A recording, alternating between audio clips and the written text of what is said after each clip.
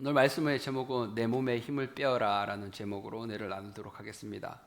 여러분이 잘 아시다시피 모세가 이제 40년 광야 생활 동안 이스라엘 백성들을 이끌고 이제는 모세야 느보산으로 올라와라, 하나님이 그 말씀을 하셔서 느보산에서 이제 생을 마감하고 리더십을 여호수아에게 넘겨줍니다. 여러분, 모세가 모압 평지에서 세 편의 설교를 하는데 이것이 모세의 사역의 마지막입니다. 120세 마지막 때에 모세가 지난 날을 추억하면서 이렇게 고백합니다. 이스라엘이여, 너희는 행복자로다. 너같이 구원을 얻은 백성이 누구뇨? 너같이 구원을 얻은 백성이 누구뇨? 이렇게 말하면서 여호와께서는 너희의 영광이 칼이시고 돕는 방패시며 내 대적이 내게 복종할 것이며 너희가 그 대적의 높은 것을 밟으리로다, 이렇게 말씀하면서 정말 이 세상에서 가장 행복한 사람들이 바로 이스라엘 백성이다 라고 선포하고 있습니다. 여러분은 행복하다고 또 그런 복을 누리고 계신다고 생각을 하시는지요? 반복되는 일상이 너무나 당연하다고 여길 수도 있겠지만 모세가 삶을 정리하고 마지막에 이렇게 바라볼 때는 와, 진짜 이스라엘 백성들이 행복한 사람이다. 오늘 예배드리는 동일한 하나님을 믿고 또 예배하는 여러분과 우리가 그런 행복자가 됨을 믿으시기를 예수 이름으로 축복합니다. 아멘. 믿는 자의 것이 되는 거예요.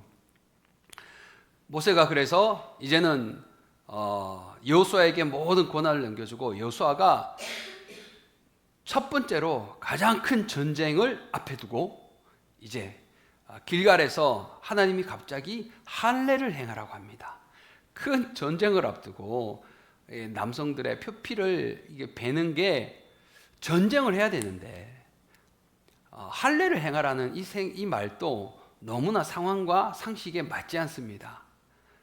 이 할례를 행하라는 그 깊은 뜻은 뭐냐면 전쟁은 하나님께 속한 거지 너희가 하는 것이 아니다, 이것을 일깨워주고, 그러나 하나님 기뻐하시는 이런 거룩과 구별됨을 먼저 쫓아라는 말씀이에요.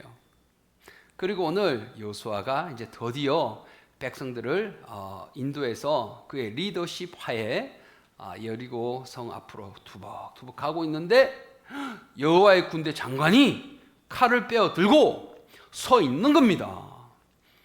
그래서 여호수아가 얼마나 놀라겠습니까? 너는 우리를 위하느냐 아니면 대적을 위하느냐, 장수로서는 당연히 물어봐야 될 질문입니다. 그랬더니 이 검을 뺀 여호와의 이 장수가 나는 하나님께로서 왔다라고 말합니다. 여러분, 성경에 우리가 믿는 하나님은 세 분이지만 또 한 분이시잖아요. 하나님, 예수님, 성령님. 그래서 태초에 세상을 창조할 때도 창세기 1장에 보면은 우리가 이런 말씀을 씁니다. 아브라함에게도 멜기세덱의 모습으로 나타나신 분이 예수님이고요. 다니엘의 세 친구가 용광로에 들어갔을 때 사람의 형상 같은데 분명히 사람이 3명밖에 없는데 4명이었죠. 그때도 예수님이 그렇게 역사 가운데 등장하셨고, 오늘 여기에 칼을 들고 마주선 이 모습이 흡사 예수 그리스도의 그런 형상과 모습을 여호수아는 보지 않았겠나, 저는 미루어 짐작해보는 바입니다. 그래야 했을 때 여호수아가 가장 궁금한 질문 대신에 하나님의 군대 장관이 내가 선 곳은 거룩한 곳이니 너 신의 발을 벗어라 라고 말합니다. 여러분, 전쟁을 앞둔 장수가 무장을 해제한다는 건 있을 수가 없는 일입니다. 그래서 여호수아가 신발을 벗고 무장을 해제했다는 건 말씀하는 분의 종이 되겠다고 무릎을 꿇는 거예요. 그분이 전적인 모든 능력이 있음을 알고 자기의 최대한 낮아질 수 있는 겸손함으로 엎드렸다 그랬습니다. 경배합니다. 아무한테는 경배하지 않죠. 하나님에게 경배하는 거예요. 이런 모세가 전쟁을 앞두고는 얼마나 긴장을 하며 자기가 처음 모든 리더십을 가지고 전장에 임하는데 큰 승리도 얻어야 되겠고, 이로써 자기의 리더십도 권위도 세워지는 거 아닐까요? 모세는 여러 가지로 모험이 복잡했을 겁니다. 아니, 여호수아는. 그러나 군대 장관의 그 말 한마디, 내선 곳에 그곳에서 신을 벗어라. 바짝 긴장하고 있는 여호수아의 몸에 힘을 빼라는 겁니다. 사랑하는 여러분, 신앙생활을 하면서 우리가 예수님을 믿고 하나님을 예배하고 일상에서 주님을 순종하면서 살아간다고 하지만 우리는 몸에 힘이 들어가 있는 경우가 참 많습니다. 몸에 힘이 들어가면 뭐든지 사람이 뻣뻣해져요. 몸에 힘이 들어가면 우리는 다른 사람이 보기에 이렇게 자연스러워 보지 않습니다.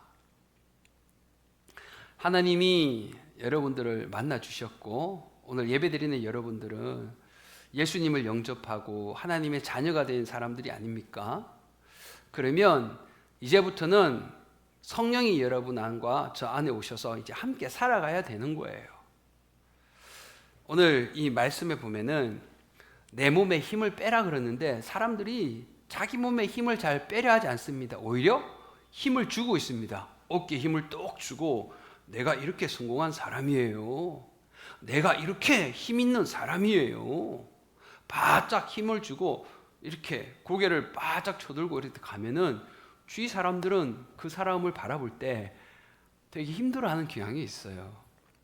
그런데 사람들은 높아지고 세상적으로 많은 것들을 얻게 되면 어떻게 됩니까? 하나님은 내 몸에 힘을 빼라는데 점점 몸에 힘이 들어가게 됩니다. 왜? 첫째는 하나님의 말씀을 잘 듣지 못하고 하나님을 바라보지 못하기 때문입니다. 너무 바빠요. 너무 할 게 많다고 생각합니다. 바쁘다 보니까 가장 중요한 일과 급한 일을 이렇게 혼돈해 버립니다. 여러분, 가장 중요한 일이 뭐며 급한 일이 뭘까요? 급한 일은 항상 옆에서 빨리라는 말이죠. 그러나 중요한 일은 하나님, 우리의 구원자 되시는 그 하나님을 바라보며 하나님을 예배하고 먼저 우리의 삶에서 하나님을 찾는 것이 여러분 우선 아닐까요? 그러나 그렇게 하지 못하게 합니다. 너무 바빠요. 할 게 많다는 겁니다. 제가 미국에서 유학 생활을 하면서 그곳에서 청년 때 같이 뜨겁게 신앙훈련하고 또 전도하고 이러면서 거기서 제 아내를 만났습니다. 그리고 프로포즈하고 드디어 이제 결혼식을 올렸습니다. 결혼해서 이제 같이 살기를 시작했어요. 저는 학부 때 이과 기계공학 쪽을 나오고 저희 아내는 학부 때 미술을 전공했습니다. 신학교는 같이 다녔죠. 그런데 맞춰서 둘이 같이 이제는 살아야 되잖아요. 부부는 이제 한 몸이 되는 거니까 같이 살아가는데 참 다른 게 많아요. 성향도 다릅니다. 예를 들어서 치약을 우리는 맨날 짜고 양치질을 하잖아요. 저는 군대에서부터 끝에서부터 치약을 이쁘게 짜서 양치질을 해야지 가운데 쭉 짜면 고참한테 혼나요. 그렇게 군 생활을 합니다. 공동체 생활은. 근데 저희 아내는 이제 편하게 가운데서 쭉 짜는 거예요. 이게 별거 아닐 수 있지만 남편 입장에서는 이 남편의 권위로 말하는데 안 들어주는 건가? 이렇게 생각하고 아내 입장에서는 이게 큰일이 아닌데 왜 이것까지 편한 대로 왜 하지 못할까? 이런 어떤 부딪힘이 있습니다. 여러분, 서로 사랑해서 결혼하는 거예요. 근데 이 사랑은 뭐냐면 맞추어주고 내어주는 거지 얻는 것이 아닙니다. 그러나 저 같은 경우에는 이 치약을 볼 때마다 막 마음속이 불편해요. 어떨 때는 막 짜증이 나올 수도 나올 때도 사실 있습니다. 그러다가 이 문제를 두고 기도를 하는데 어떤 마음으로 하나님이 저를 알려주시냐면, 야 윤규야, 치약을 끝에서 짜고 가운데 짜고 이 문제 가지고 천국 지옥 갈 문제가 아니지 않느냐? 아멘이죠 여러분. 이건 천국 지옥 갈 문제가 아닙니다. 수용할 건 수용하고 맞출 건 맞춰주는 게 여러분 사랑입니다. 하나님이 독생자 예수를 여러분과 우리에게 보내주셔서 누구든지 예수를 믿으면 하나님의 자녀가 되는 권세를 알고 이제는 성소를 지나 지성소로 믿음으로 나아갈 수 있게 되었습니다. 그래서 성령을 하나님이 여러분과 우리에게 보내주셨습니다. 그럼 우리는 이제 누구와 살아야 되죠? 성령이랑 살아야 됩니다. 네, 성령님이 찾아오셨어요. 나는 치약을 가운데서 팍 짭니다. 성령님은 끝에서 짜시고자 하십니다. 근데 이거는 치약은 천국 지옥 갈 문제가 아니지만 성령은 우리를 거룩해 하게 하십니다. 성령은 우리를 하나님의 진리 가운데 이끌어 가십니다. 그런데 부딪히는 거예요. 성령님 너무하시네요. 왜 그렇게 타이트하게 저를 이렇게 밀어붙이십니까? 저는 못 가요. 제가 담배 피는 걸 얼마나 좋아하는데요. 이걸 왜 못 기다려 주십니까?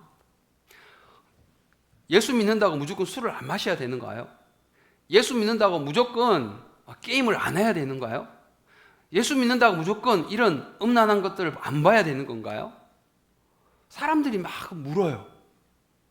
그러나 여러분 잘 보십시오.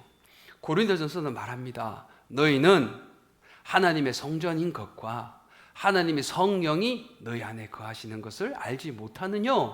아멘이죠. 그러므로 우리는 성령의 인도하심을 따라 가야 됩니다. 성령의 인도하심을 따라 우리가 쫓아가야 되는 겁니다. 성령을 맞추어 살아가야 됩니다. 그죠? 그것이 성령님이 우리 안에 오신 목적이에요. 근데 내가 편하다고, 왜 나를 사랑하는데 이것도 못 받아주냐고 그러면 여러분 어떻게 될까요? 요즘에 이혼율이 급증하고 있습니다. 이혼하지 않더라도 별거하는 사람들도 너무 많습니다. 왜일까요? 성격 차이고 문화 차이다, 여러 가지 핑계는 되지만 여러분 궁극적인 게 뭐냐면 그 사람을 품어줄 수 없는 거예요. 성령님도 마찬가지입니다.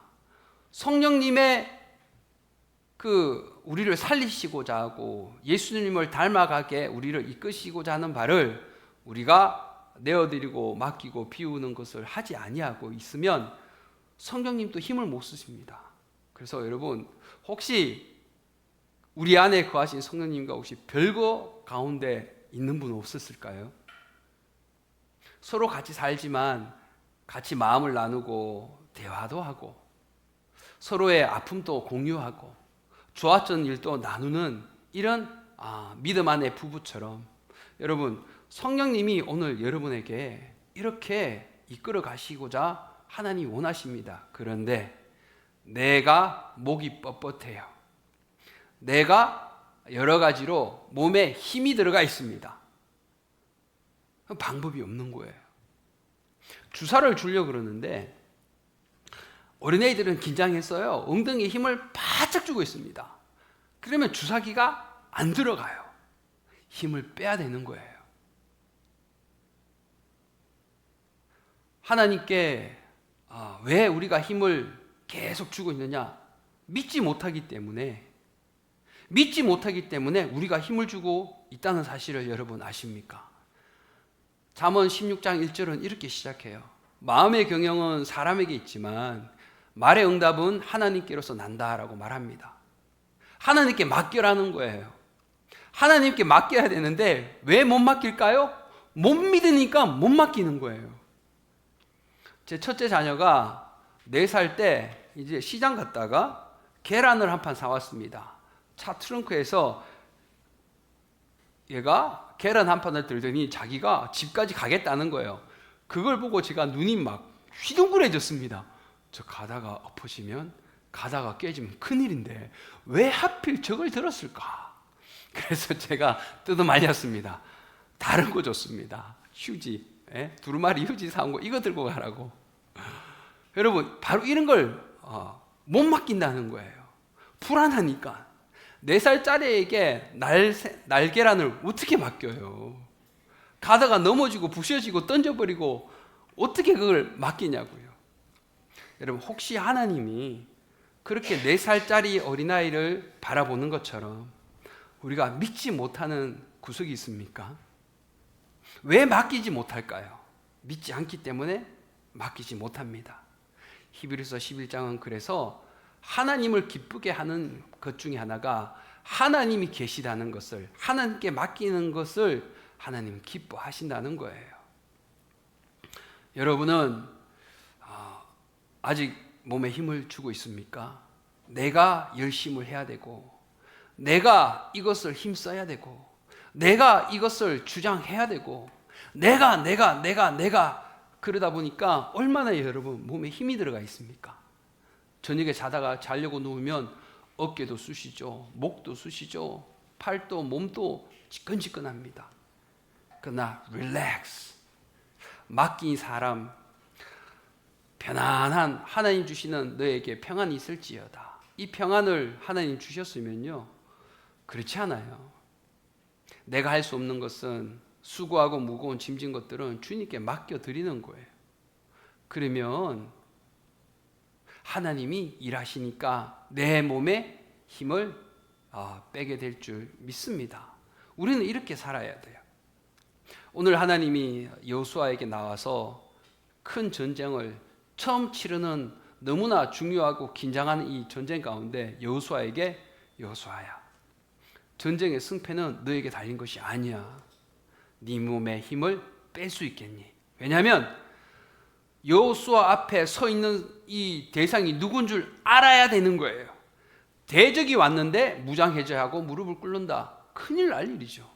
여호수아는 첫 번째, 영적으로 눈이 깨어 있다는 거예요. 내 앞에 선 이분이 하나님의 거룩하신 자라는 걸 알았다는 거예요.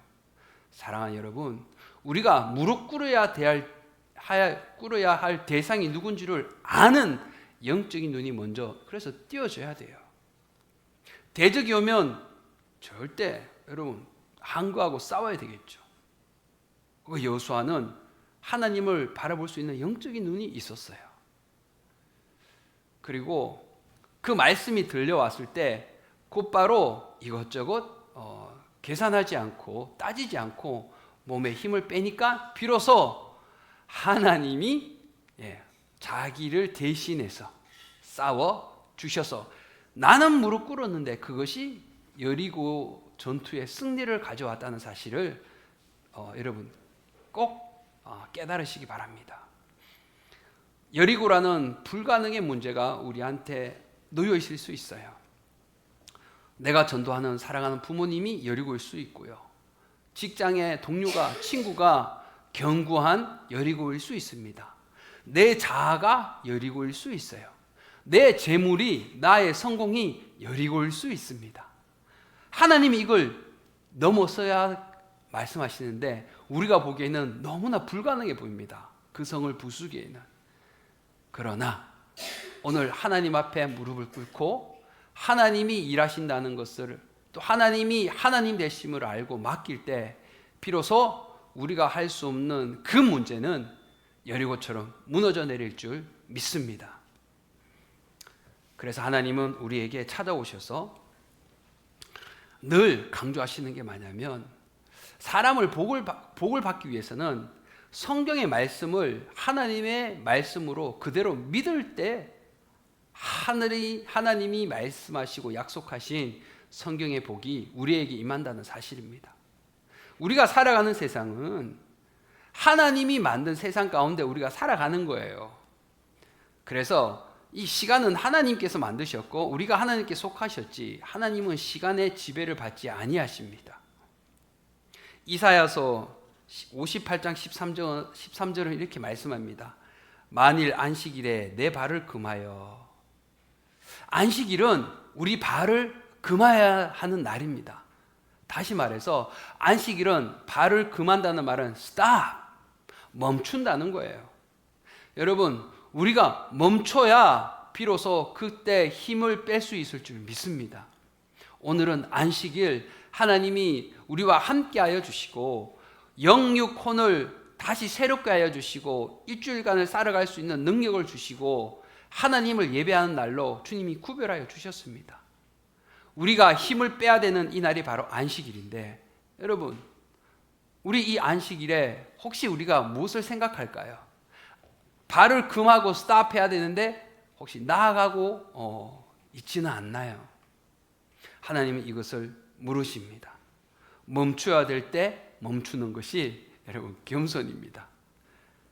여호수아가 이랬어요. 멈춰야 됐어요.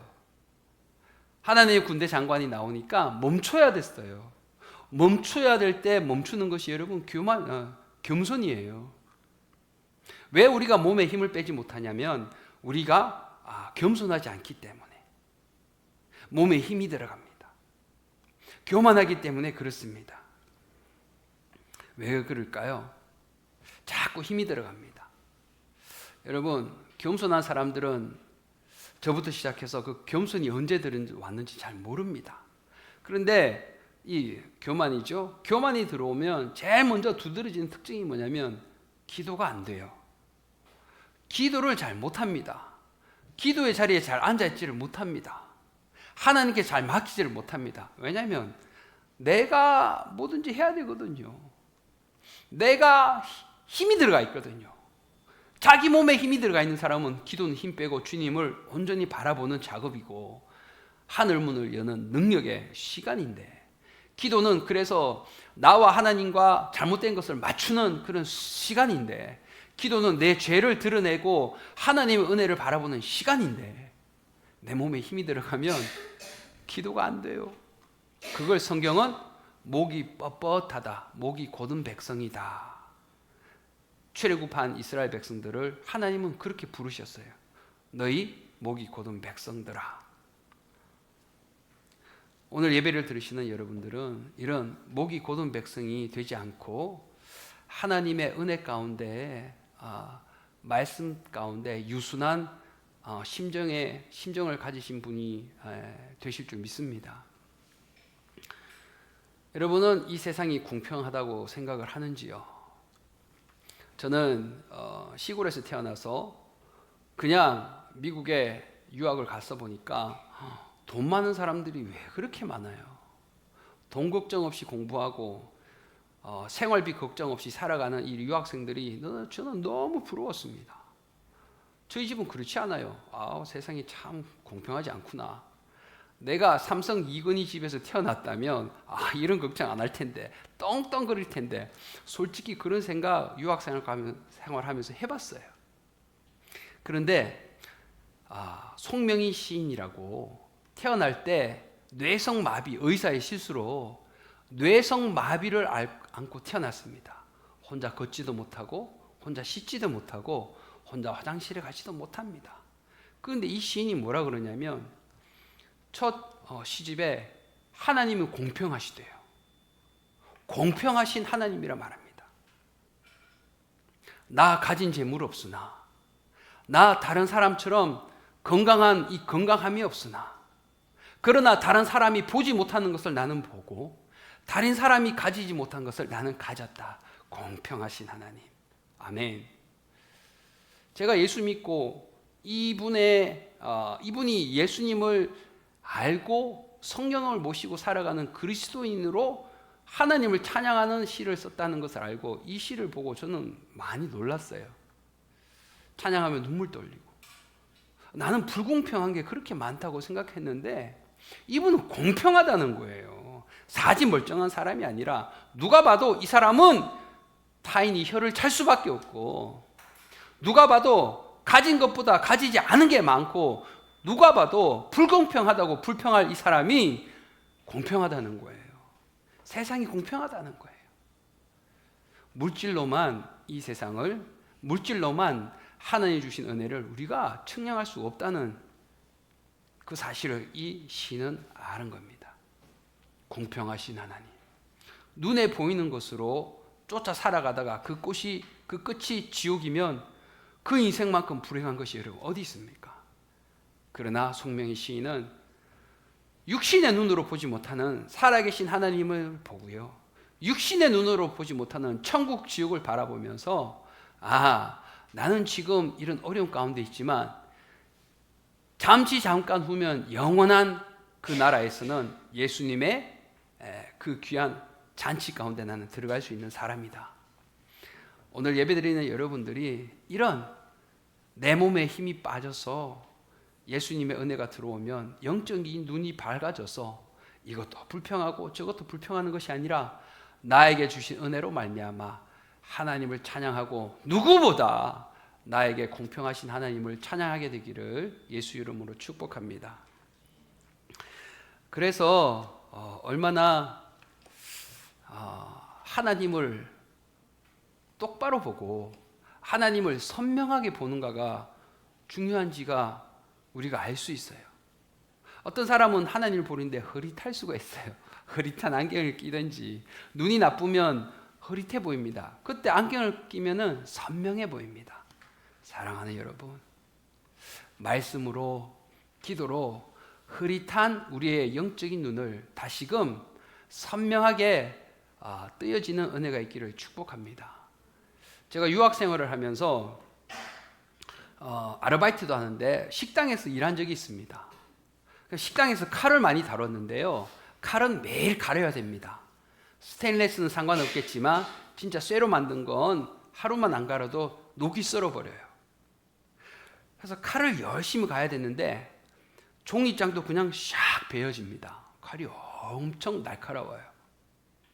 그러니까 여러분 물어보십시다. 칼은 만약의 경우에 날카로운 것이 위험할까요? 아니면 칼날이 좀 묻은 것이 덜 위험할까요? 아이러니하게도 칼날이 덜 묻으면 더 위험합니다. 칼은요, 날카로울 때 안전합니다. 그 이유는 칼이 묻으면 팔에 힘이 들어가요. 힘이 들어갈 때 삐끗하며 내 손을 벤다는 거예요. 칼이 얇을 때 내 생각과 내 경험대로 쭉쭉 칼날이 나가면 힘이 안 들어갑니다. 이렇게 힘이 들어가면 사고가 나는 거죠. 우리 몸에도 힘이 들어가면 사고가 나요. 스포츠 경기에도 저도 테니스도 좋아하고 축구도 좋아하고 탁구도 좋아하고 공구라는 것은 골프 빼고는 다 좋아하는 것 같습니다. 네, 스포츠 경기에 보면은 이렇게 몸에 힘을 빼고 부드럽게 스윙을 해야 탁구도 나가고 테니스도 그렇게 자연스럽게 파워가 생깁니다. 그러나 몸에 딱 힘을 주고 치는 순간 공은 네트를 넘지 못해요. 이것은 스포츠에만 국한된 것이 아니라는 사실을 저는 알고 아마 여러분도 아실 겁니다. 그러나 긴장하면 벌써 힘이 들어가 있어요. 그러면 점수를 얻는 것이 아니라 잃어버리게 됩니다. 여러분, 우리가 힘을 뺄 때 게임에서도 이겨서 점수를 얻듯이 우리의 육신의 영적인 힘을 뺄 때 하나님의 권위를 인정하고 하나님을 똑바로 하나님 되심을 우리가 바라볼 때 영적인 힘이 빠져서 영적인 스코어를 얻는 여러분과 제가 되시기를 예수 이름으로 축복합니다. 진젠도르프 백작은 말 그대로 백작이기 때문에 돈이 어마어마하게 많습니다. 독일에서. 그런데 이 진젠도르프 백작이 미술관에 가서 그림을 감상하다가 어느 그림 앞에서 발걸음을 멈췄습니다. 예수님이 십자가에서 달려 계시고 머리에는 면류관을 쓰십니다. 그런데 누군가 그 밑에다 이런 문구를 적어놨습니다. 내 너를 위하여 내 피를 쏟았는데 너 나를 위해 무엇을 하나? 이 문장 한마디가 진젠도르프를 얼어버리게 만들었습니다. 그의 나이 17세, 18세. 그래서 이 진젠도르프가 예수의 그 십자가에 달린 모습, 그 그림을 보고 그 문구 하나 때문에 이 사람의 인생이 바뀌어버립니다. 돌아가서는 자기가 가지고 있던 백작이니까 어마어마한 부지를 다 팔아서 모라비안 형제에 들어갔어요. 세계 선교에 이 사람은 투자했습니다. 진젠도르프의 회심을 통하여 존 웨슬리가 회심을 하게 됩니다. 존 웨슬리를 통하여 또 이 아메리카 대륙에 성령이 바람에 불고 조나단 에드워드, 찰스 피니, D.L. 무디 이런 사람이 은혜를 받고 마지막 땅끝까지 이르러 복음을 전하라는 이 선포의 말씀을 듣고 언더우드 선교사가, 아펜젤라 선교사가, 엘렌 선교사가 우리 한국에 옵니다. 그리고 1906년에 평양에 대부흥 운동이 일어납니다. 그리고 이 남한 땅에 교회가 왕성해져 가고 하나님의 백성들이 불같이 일어납니다. 그래서 오늘 여러분과 우리가 예배를 드리고 있는 겁니다. 사랑하는 여러분, 초기에 선교사님들은요 얼마나 지식적으로도 배경적으로 이 하이 클래스 있는 줄 모릅니다. 보통 아이비 리그 출신이고요, 의사입니다, 판사입니다. 이런 사람들이 예수님 만나서 내 너를 위하여 십자가에서 다 피 쏟았는데 너는 나를 위해서 무엇하고 있나? 이 말씀에 하나님이 이것을 주신 이유가 마지막까지 선교하라고 하나님이 나를 불러주셨구나. 이 사람들은 그냥 있으면요 세상적으로는 아무 걱정할 수 없는 부와 명예를 누릴 사람들인데, 조선 땅에 와서 언더우드 선교사의 여러분 기도를 보셨습니까? 하나님 아무것도 보이지 않습니다. 여인들은 치마를 뒤집어 쓰고 가마를 타고 가고 얼굴을 봐야 복음을 전할 건데 아무것도 보이지 않습니다. 그러나 하나님, 믿음은 바라는 것도 시상이요 보지 못하는 것도 증거이기 때문에 하나님이 이곳을 복음화시켜 주실 줄 믿습니다. 아멘. 그 기도가 오늘날 이루어져서 오늘 우리가 이렇게 예배를 드리고 있다는 사실입니다. 사랑하는 여러분, 은연중에 우리가 상처를 받고 놀라고 긴장하고 너무 이 빠른 세월 가운데 치여서 몸에 힘이 들어가 있습니까? 오늘 예배하는 가운데 성령이 여러분에게 말씀하여 주셔서 어떤 큰 급한 어마어마한 전쟁을 앞에 두더라도 여호수아처럼 여러분과 제가 몸에 힘을 뺄 때 비로소 성령이 들어오셔서 하나님이 역사하여 주셔서 우리가 할 수 없는 여리고의 전쟁을 승리로 이끌어가는 그 초석, 그 첫 단추, 먼저 몸을 힘을 뺄 때 하나님이 우리 안에 들어와 오셔서 예수 그리스도를 닮아가게 하여 주시고 땅끝까지 이르러 교회의 존재 이유가 그거 아니겠습니까? 힘을 빼야 하나님이 일하신다는 겁니다. 화성 남양 땅에 하나님이 이 교회를 우리 가족끼리 예배하게 하여 주시고 이제 개척하게 해 주셨습니다. 기도하는데 제 몸에 얼마나 힘이 들어가는지 모릅니다. 내가 교회를 부흥시켜야 되고 내가 이렇게 해야 되고 내가 저렇게 해야 되고 하나님이 저의 모습을 보여주는 겁니다. 영규야, 네 몸에 힘을 빼라. 부흥은 하나님께 달렸으며 하나님의 은혜는 하나님께서 주는 것이고 사람의 마음을 주장하는 것도 구원의 역사도 하나님이 하시는 겁니다.